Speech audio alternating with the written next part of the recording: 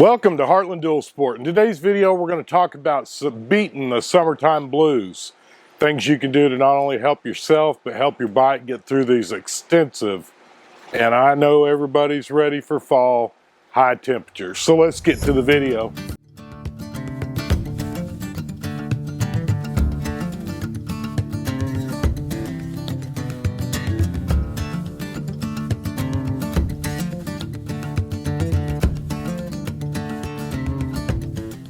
Again, guys, if you're new to the channel, I'd like to introduce myself real quick. My name is Dale. I'll be your host here on Heartland Dual Sport. In today's video, I really quickly wanted to cover a couple of topics. I know that I've seen a couple of conversations on the Gen 3 Tribe, our Facebook group. One of the guys actually went out and rode his bike. He hadn't rode it in a while because of the heat. And when he got to his destination, he went and ate. And then when he went back out to get on his bike to start it, it wouldn't start. And I can tell you guys, summertime heat is almost as bad as the wintertime cold on batteries especially. And I know that a lot of people are real used to in the wintertime, they winterize their bike, kind of put them up, put them in storage, and they'll run like a battery tender and keep the battery at optimum or peak performance level. And these things work just as good in the summertime. I know I'm not riding as much. We've been seeing excess heat here as well. I've been running the little battery tender trickle charger on my bike. It does help. I do it in the wintertime as well. And it's a $30 investment. While we're talking about that, if you guys, I posted a video, and it's probably 4 or 5 years ago, but it's Eclipse, E-K-L-I-P-S-E. If you'll search my channel for Eclipse, he sells some chargers, like USB chargers.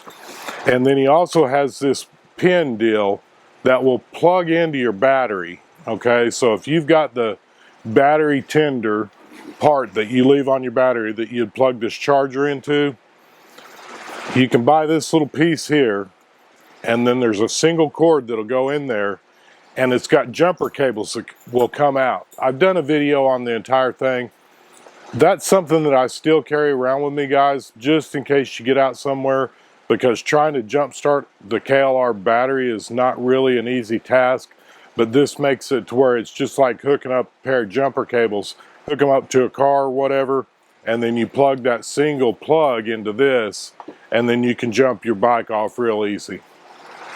The second thing I want to talk about, and it's something that you guys may already do, but I know when it's really, really hot, say I leave early in the morning and we're pushing 100 degrees, if I've got enough gas in my bike to get home, I'll ride it home and know that I'll run up to the gas station and fill it up when I go to start the next trip.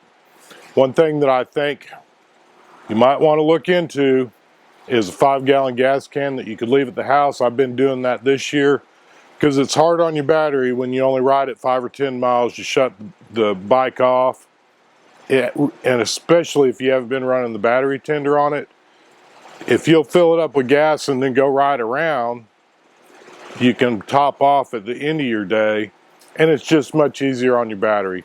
And then lastly, I love Buster. And then lastly, one thing that I think that a lot of people, we've been talking about different ways to tie stuff down on your bike.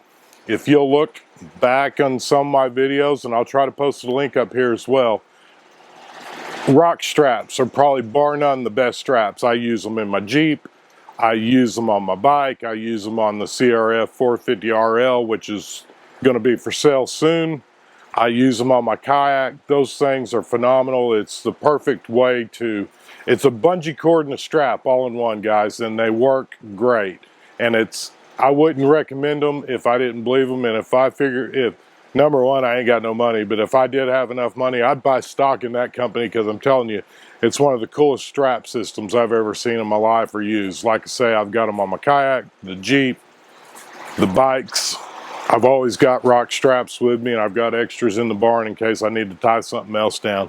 And then as a bonus content, guys, if you guys have never heard of this stuff, it's called Liquid IV. A buddy of mine that was going through some training, and it was a 2-week training deal that he was in, he was getting so hot he almost passed out. It was really basically close to dehydration, and the instructor seen him look like he was getting dizzy or whatever, took him back. And you mix this with one of those regular little like 12 or 16 ounce bottles of water. You put one of these packets. This is a big package, but there's a whole bunch of these little ones. These are perfect. You can carry these in your pocket, your backpack, or whatever else when you're stopping to get, instead of buying a Coke, caffeinated drink or whatever, get you a big bottle of water and drink one of them when it's this hot. If it's over 98 to 100 degrees, I drink at least one a day, and it's really helped me feel a lot better, and I think it'll help you too.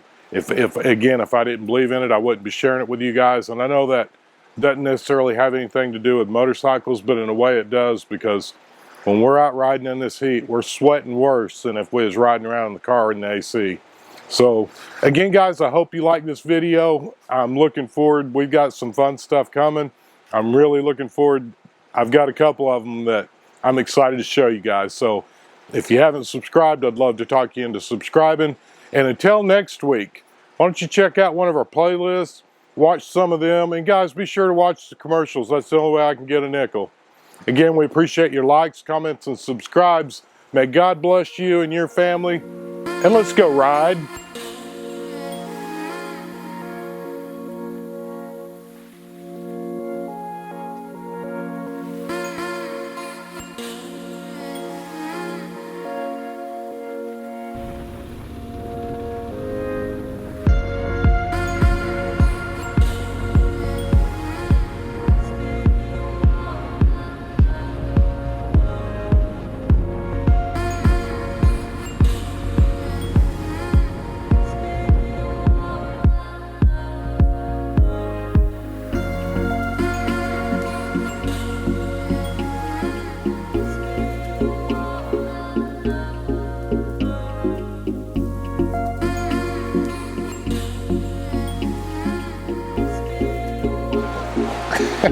I'll be your host here on